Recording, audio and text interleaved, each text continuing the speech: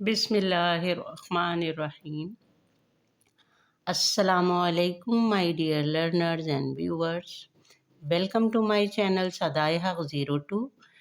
اس channel کے اندر آپ لوگوں کے لیے تفسیر کا سلسلہ جاری ہے۔ سورہ فاتحہ کی تفسیر، ترجمہ اور تشریح وغیرہ ہم مکمل کر چکے ہیں، لیکن بہت خوشی ہے اس بات کی کہ جو لوگ اپنی اس میں گزارشات، اپنی ریکویسٹ بتا رہے ہیں کہ انہیں کس چیز کی مزید ضرورت ہے۔ سورہ فاتحہ کے سیکھنے سے متعلق بہت زیادہ ریکویسٹ تھیں، تو وہ پریویس ویڈیو میں اس کو پیش کیا گیا تاکہ لوگوں کو آسانی ہو۔ اس کے بعد دوسری ریکویسٹ سورہ طٰہٰ کے ترجمے کی تھی۔ بہت لوگ سورہ طٰہٰ کے ترجمے کی ریکویسٹ کر رہے تھے، تو ابھی یہ آج کی ویڈیو سورہ طٰہٰ کے ترجمے سے ریلیٹڈ ہے، اور ویسے ترتیب کے اعتبار سے سورہ بقرہ کا نمبر تھا۔ انشاءاللہ اس کے بعد شروع کریں گے، اور مزید اگر کوئی ریکویسٹ نہ ہوئی تو چلیے آئیے ہم اپنی ویڈیو کا آغاز کرتے ہیں۔ الحمدللہ رب العالمین، والصلاة والسلام علی رسولہ الکریم سیدنا محمد وآلہ واصحابہ اجمعین، اما بعد فاعوذ باللہ من الشیطان الرجیم، بسم اللہ الرحمن الرحیم۔ سورت بسم اللہ سے شروع ہوئی ہے۔ بسم اللہ الرحمن الرحیم۔ اس سورت میں پہلے ہم دیکھ لیتے ہیں طٰہٰ۔ طٰہٰ کے معنوں پہ اگر ہم غور کریں تو یہاں ہمیں معنی بتایا گیا ہے طٰہٰ کا کہ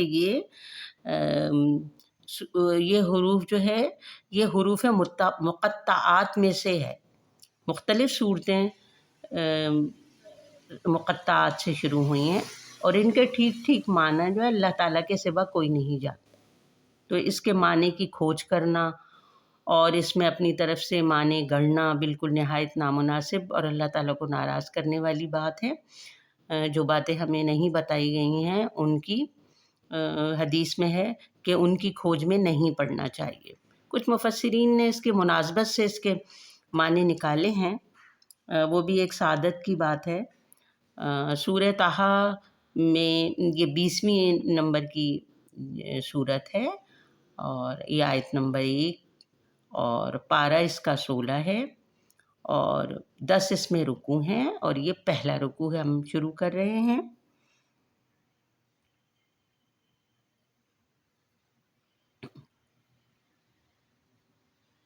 ما انزلنا علیک القرآن لتشقی۔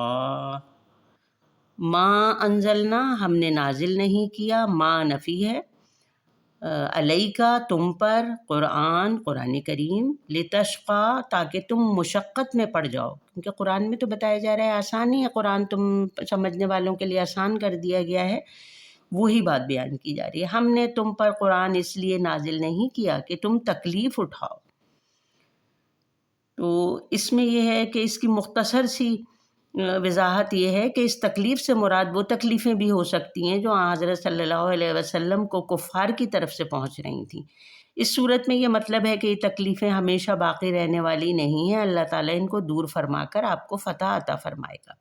اور بعض روایات سے معلوم ہوتا ہے کہ حضرت صلی اللہ علیہ وسلم شروع میں ساری رات جاگ کر اللہ تعالیٰ کی عبادت فرماتے تھے، یہاں تک کہ آپ کے پاؤں سوج جاتے تھے۔ اس آیت میں ارشاد فرمایا گیا کہ آپ کو اتنی تکلیف اٹھانے کی ضرورت نہیں ہے۔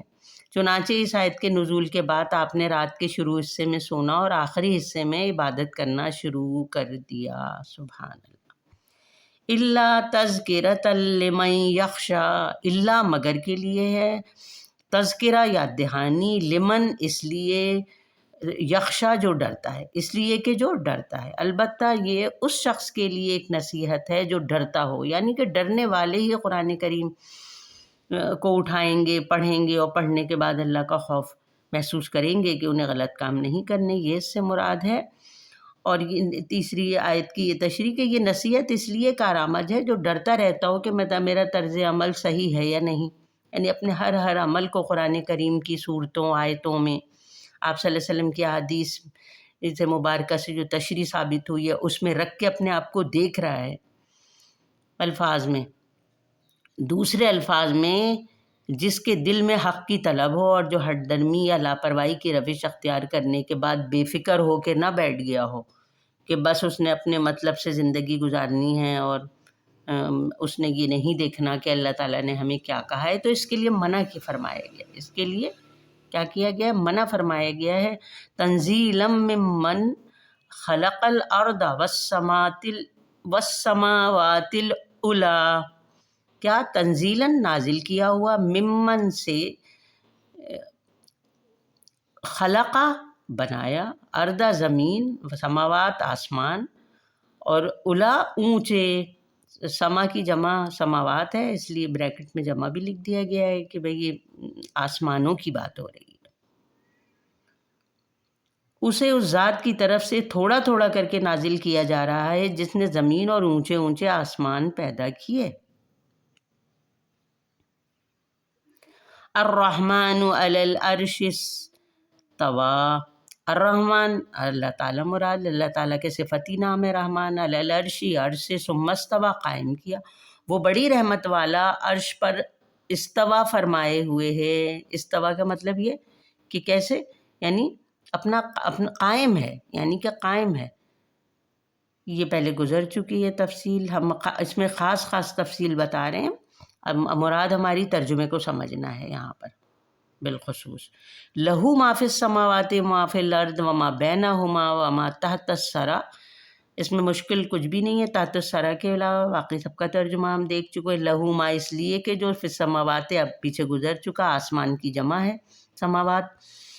وما اور جو، فی الارض زمین میں، وما اور جو، بینہما ان دونوں کے درمیان ہے، وما اور جو، تحت نیچے، اور سرا مانے گیلی مٹی. ابھی ہم اس کا ترتیب بار ترجمہ دیکھ لیتے ہیں. آسمانوں اور زمین میں جو کچھ ہے اور ان کے درمیان جو کچھ ہے، ان کے اندر جو کچھ ہے اور ان کے درمیان جو کچھ ہے، وہ سب اسی کی ملکیت ہے. اور زمین کی تہوں کے نیچے جو کچھ ہے وہ بھی وہ بھی، یعنی کہ سب کچھ اللہ تعالیٰ کا ہے. وہ سارا کچھ جو ہے اللہ تعالیٰ ہی کی ملکیت ہے. وَإِن تَجْهَرْ بِالْقَوْلِ فَإِنَّهُ يَعْلَمُ السِّرَّ وَأَخْفَى. وَإِن اور اگر، تجہر تو پکار کر کہے، بالقولی بات، جو بات ہے وہ اس کو قول کے ساتھ، یعنی وہ جو بات جو کہہ رہے کہے تو. فَإِنَّهُ تو بے شک وہ، یعلم جانتا ہے، مراد اللہ تعالیٰ، اللہ تعالیٰ جانتے ہیں. سرّا بھید یعنی خفیہ چیزیں، وہ اخفا اور نہایت پوشیدہ. سرّا کے معنی کہ بھی بھید ہے، یعنی وہ بھید بھی چھپا ہوا ہی ہوتا ہے، اور اخفا اس سے بھی زیادہ ایک ڈگری اوپر ہے کہ نہایت پوشیدہ. اگر تم کوئی بات بلند آواز سے کہو یا آہستہ تو وہ چپکے سے کہی ہوئی بات کو بلکہ اور زیادہ چھپی ہوئی ہے. یعنی جو تم کہہ رہے ہو نا، چاہے تم آہستہ سے بول رہے ہو یا بہت زیادہ سرگوشی سے بات کر رہے ہو، وہ سب اللہ تعالیٰ کو معلوم ہے. اللہ لا الہ الا ہو لہ الاسماء الحسنی. حسنہ سے مراد یہاں اچھا ہے، باقی ہم سب کا مطلب جو ہے وہ جان چکے ہیں، تو ہم ترتیب میں دیکھ لیتے ہیں اس کا مطلب. اس کا مطلب یہ ہے کہ اللہ وہ ہے جس کے سوا کوئی معبود نہیں، اسی کے اچھے اچھے نام ہیں. اسماء الحسنی کی طرف اشارہ ہے. وَهَلْ أَتَاكَ حَدِيثُ مُوسَىٰ، وَهَلْ اور کیا، عطا کا تمہارے پاس آئی، حدیث بات، عربی میں بات حدیث ہے، خبر بات یا خبر، موسیٰ علیہ السلام کی. اے پیغمبر، کیا تم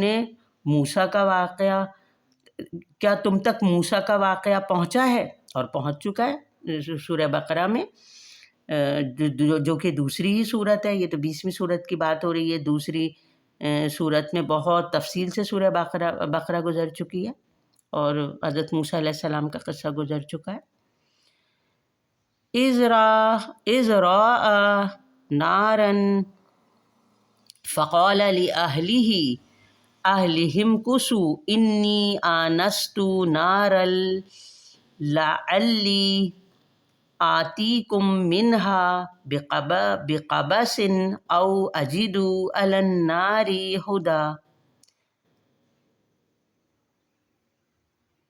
از رعا، از مینز جب، رعا اس نے دیکھی، نارا یہ حضرت موسیٰ علیہ السلام کا قصہ بیان ہو رہا ہے، آپ صلی اللہ علیہ وسلم کو بتایا جا رہا ہے، کیونکہ حضرت موسیٰ علیہ السلام تو جب تھے تو آپ صلی اللہ علیہ وسلم نہیں تھے، حضرت موسیٰ علیہ السلام گزر چکے تھے، تو موسیٰ علیہ السلام کے ساتھ جو واقعہ پیش آیا اللہ تعالیٰ وہ آپ صلی اللہ علیہ وسلم کو بتا رہے ہیں تاکہ آپ صلی اللہ علیہ وسلم امت کو بتائیں نصیحت کے لیے، واعظ و نصیحت کے لیے۔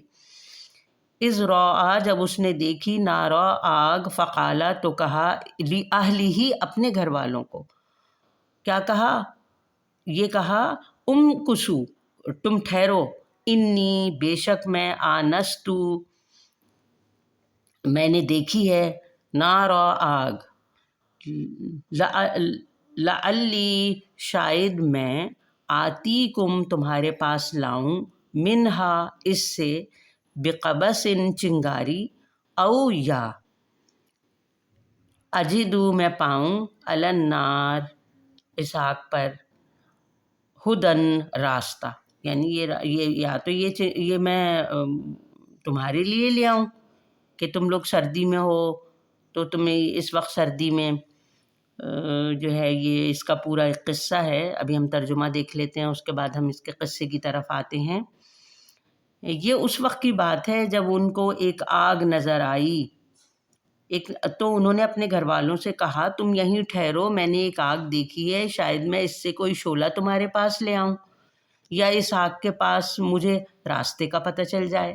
اب حضرت موسیٰ علیہ السلام اس وقت سفر میں ہیں اور وہ اپنا بحیثیت ایک بشر کے وہ اپنا بتا رہے ہیں، اس آگ کو دیکھ کر اپنا ارادہ ظاہر کر رہے ہیں، آگ کے بارے میں تفصیلات بتا رہے ہیں۔ سورہ قصص میں آگے اس واقعے کی تفصیل آنے والی ہے کہ حضرت موسیٰ مدین میں ایک عرصہ دراز گزارنے کے بعد، یعنی ایک وقت گزارنے کے بعد اپنی اہلیہ کو لے کر مصر کی طرف روانہ ہوئے تھے۔ جب صحرائے سینا میں پہنچے تو راستہ بھول گئے اور سخت سردی کا بھی احساس ہوا۔ اس وقت اللہ تعالیٰ کی طرف سے ایک آگ کی سی شکل نظر آئی جو در حقیقت ایک نور تھا۔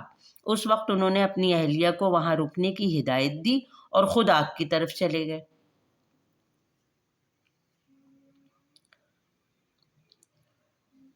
فلما آتاہا نودیا یا موسیٰ، فلما پس جب، آتاہا وہ وہاں آئے، نودیا آواز آئی، یا موسیٰ اے موسیٰ، چنانچہ جب وہ آگ کے پاس پہنچے تو انہیں آواز دی گئی، اللہ تعالیٰ نے ان کو آواز دی، اے موسیٰ کر کے آواز دی۔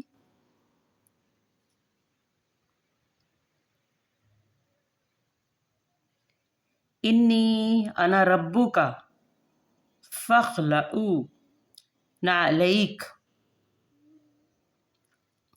انک بالوادی المقدس طویٰ، یقین سے جان لو، انی یقین کے لیے آیا ہے، بے شک کے لیے آیا ہے۔ لفظی ترجمہ پہلے دیکھ لیتے ہیں۔ انی بے شک میں، انا میں، ربو کا تمہارا رب ہوں، تمہارا رب الگ الگ مطلب بتائے جا رہے ہیں یہاں پہ۔ فخلعو تو پس کیا کرو، اتار لو، نعلیکا اپنی جوتیاں، انکا بے شک تم، بالوادی المقدسی میدان پاک، یعنی کہ واد وادی ہے اور مقدس پاک ہے، تم پاک میدان میں ہو، طویٰ جگہ کا نام ہے۔ یقین سے جان لو، یقین سے جان لو، یعنی یقین آ جائے اپنے رب کا آپ کو، اور وہ تو تھا ہی، مزید تاکید کی جا رہی ہے، میں ہی تمہارا رب ہوں۔ اب تم اپنے جوتے اتار دو، تم اس وقت طوبیٰ کی مقدس وادی میں ہو۔ اب سوال یہ پیدا ہو سکتا ہے کہ حضرت موسیٰ علیہ السلام کو کیسے یہ یقین کیسے آیا کہ یہ آواز اللہ تعالیٰ کی طرف سے آ رہی ہے؟ تو اس کا جواب یہ ہے کہ اللہ تعالیٰ نے ان کو دل سے یہ اطمینان عطا فرما دیا کہ وہ اللہ تعالیٰ ہی سے ہم کلام ہے، کیونکہ موسیٰ علیہ السلام کا تو خطابی کلیم اللہ تھا، وہ اللہ تعالیٰ سے بات کرتے تھے۔ ماشاء اللہ ماشاء اللہ، یہ آواز اللہ تعالیٰ کی طرف سے آ رہی ہے، اس کا جواب یہ ہے کہ اللہ تعالیٰ نے ان کے دل کو اطمینان عطا فرما دیا کہ وہ اللہ تعالیٰ ہی سے ہم کلام ہے، نہیں شروع میں یقین دلانے کی تفصیل بتائی جا رہی ہے، اور حالات بھی ایسے پیدا کر دیے گئے کہ انہیں یقین آ جائے۔ مثلاً بعض روایتوں میں مجھ سے معلوم ہوتا ہے کہ جب وہ آگ کے پاس پہنچے تو یہ عجیب منظر نظر آیا کہ وہ آگ ایک درخت کے اوپر شعلے مار رہی ہے، یعنی وہ تجلی تھی اللہ تعالیٰ کی، یہ بتایا جا رہا ہے یہاں پر۔ مگر درخت کا کوئی پتا جلتا نہیں ہے، یعنی کوئی پتا نہیں جل رہا ہے، لیکن وہ درخت پر شعلے مار رہی ہے، تو اللہ کی ہی تجلی تھی، ورنہ وہ ایک آگ دنیاوی آگ ہوتی تو وہ تو پہلے تو پیڑ کو جس چیز پر وہ پڑی تھی اس کو جلاتی۔ انہوں نے انتظار کیا شاید کوئی چنگاری اڑ کر ان کے پاس آ جائے، مگر وہ بھی نہ آئی۔ پھر انہوں نے کچھ گھاس پوس لے کر اسے آگ کے قریب کیا تاکہ اس میں آگ لگ جائے، تو وہ آگ پیچھے ہٹ گئی۔ اس وقت یہ آواز سنائی دی، اور آواز کسی ایک جہت سے نہیں آ رہی تھی بلکہ چاروں طرف سے آتی ہوئی محسوس ہو رہی تھی، اور موسیٰ علیہ السلام صرف کان سے نہیں بلکہ تمام اعضاء سے یہ آواز سن رہے تھے۔ نمبر 8، کوہ طور کے دامن میں جو وادی ہے اس کا نام طوبہ ہے، اور یہ ان مقامات سے ہے جنہیں اللہ تعالیٰ نے خصوصی تقدس عطا فرمایا ہے، اور جوتے اتارنے کا حکم تو ایک اس وادی کے تقدس کی وجہ سے تھا، اور دوسرے یہ کہ جب اللہ تعالیٰ کے ساتھ ہم کلامی کا شرف مل رہا تھا، شرف حاصل ہو رہا تھا، ان کو ادب اور عز و نیاز کے اظہار کا موقع تھا، اس لیے بھی جوتے اتار دینا مناسب تھا۔ بے شک وَأَنَا اخْتَرْتُكَ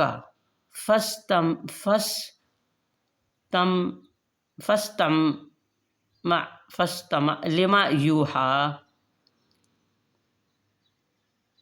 فَاسْتَمَعُوا، یہ پیش تھوڑا سا واضح نہیں ہے،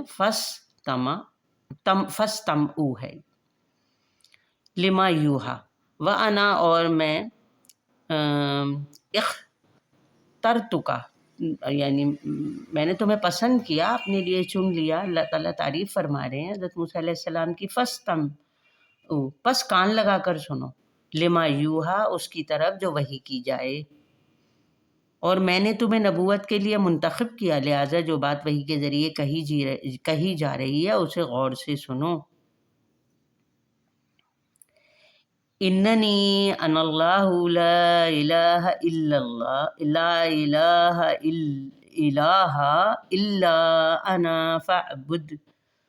فاعبدنی واقم الصلاۃ لذکری۔ اننی بے شک میں، انا میں، اللہ لا الہ الا نہیں معبود، الا انا میرے سوا، فاعبدنی پس میری عبادت کرو، واقم اور قائم کرو، الصلاۃ نماز، لذکری میری یاد کے لیے، یعنی یہاں ذکر نماز کو کہا گیا ہے۔ حقیقت یہ ہے کہ میں ہی اللہ ہوں، میرے سوا کوئی معبود نہیں، اس لیے میری عبادت کرو اور مجھے یاد رکھنے کے لیے نماز قائم کرو۔ ان الساعۃ آتیۃ اکاد اخفیہا لتجزی کل نفس بما تسعی۔ ان بے شک ساعت قیامت آتیۃ آنے والی، اکادو میں چاہتا ہوں، اخفیہا میں اسے پوشیدہ رکھوں، لتجزی تاکہ بدلہ دیا جائے، کل نفس ہر شخص، بما تسعی اس کا جو وہ کوشش کرے۔ یقین رکھو کہ قیامت کی گھڑی آنے والی ہے، میں اس کے وقت کو خفیہ رکھنا چاہتا ہوں تاکہ ہر شخص کو اس کے کیے کا بدلہ ملے، یعنی میرے اوپر ایمان رکھے، مجھے بغیر دیکھے، اور قیامت پر ایمان رکھ کر سیدھی زندگی گزارے، قیامت کو دیکھے بغیر، یہ مطلب ہے یہاں پر۔ فلا یصدنک عنہا من لا یؤمن بہا واتبع ہواہ فتردی۔ فلا یصدنک پس تجھے روک نہ دے، عنہا اس سے، من جو، لا یؤمن ایمان نہیں رکھتا، بہا اس پر، واتبع اور پیچھے پڑا، ہواہ اپنی خواہش کے، فتردی پھر تو ہلاک ہو جائے۔ لہٰذا کوئی شخص تمہیں اس سے ہرگز غافل نہ کر پائے جو اس پر ایمان نہ رکھتا ہو اور اپنی خواہشات کے پیچھے چلتا ہو، ورنہ تم ہلاکت میں پڑ جاؤ گے۔ حضرت موسیٰ علیہ السلام کو خبردار کیا جا رہا ہے دشمنوں سے۔ وما تلکا بیمینکا یا موسیٰ، وما اور کیا، تلکا یہ، بیمینکا تیرے دائیں ہاتھ میں، یا موسیٰ اے موسیٰ، اور موسیٰ یہ تمہارے دائیں ہاتھ میں کیا ہے؟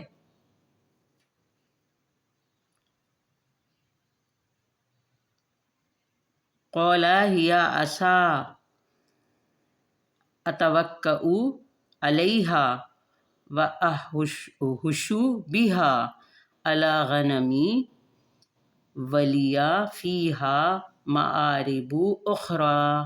قالا اس نے کہا، ہیا یہ، عصا میرا عصا، اتوکأ میں ٹیک لگاتا ہوں، علیہا اس پر، وأہش اور میں پتے جھاڑتا ہوں، بہا اس سے، علی پر، غنمی اپنی بکریاں، ولیہ اور میرے لیے، فیہا اس میں، معارب ضرورتیں، اخری اور بھی ہیں۔